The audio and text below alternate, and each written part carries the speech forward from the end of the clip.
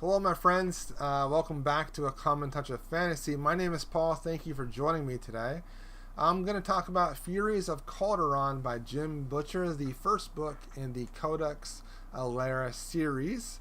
And I was pleasantly surprised by this book. I wasn't really expecting a whole lot from this book going into it, and I was really surprised. It is a very traditional fantasy book.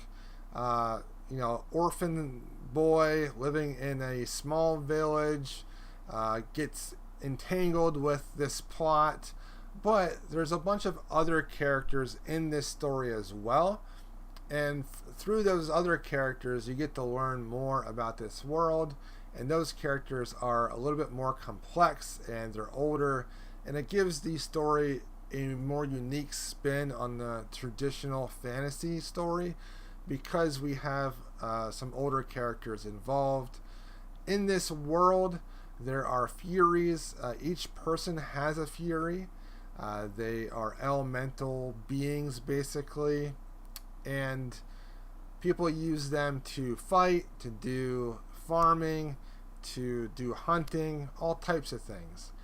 However, our main character, Tavi, in this story, the young boy, does not have his own Fury, and he struggles because of that. But he is very much a young man that wants to take the world by storm, and so his ambition, his ability to reason, to figure things out, is his strength. And so when bad things start to happen, invaders from another land start entering their valley, political intrigue plots to overthrow the leaders. When all that stuff starts to happen, Tavi gets stuck in the middle of it.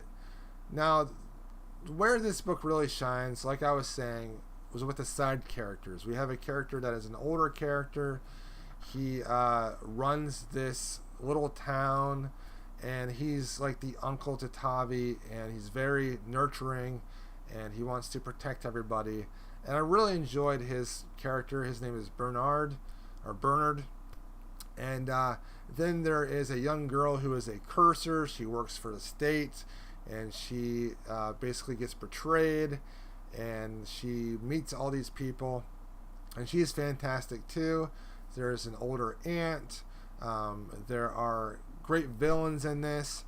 My main problem with this story, though, was that during the first half of the story, there are so many threats to sexual violence, and I just wasn't okay with that at all, especially this one point where there was actually like a magical item that made women docile, and that was not cool.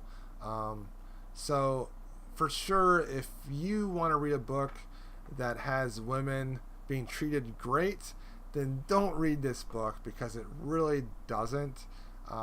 After that point in the book, it is better, and I'm hoping that that type of writing, those type of scenes later in the series just aren't there. There wasn't anything like super graphic, but the constant threat of it was just a little much. Because of that, I had to reduce my rating on it, and that was sad because I enjoyed this book. I thought it was great. It's just that one major flaw. I am going to continue with the series. It was pretty good. I'm hoping that it gets better.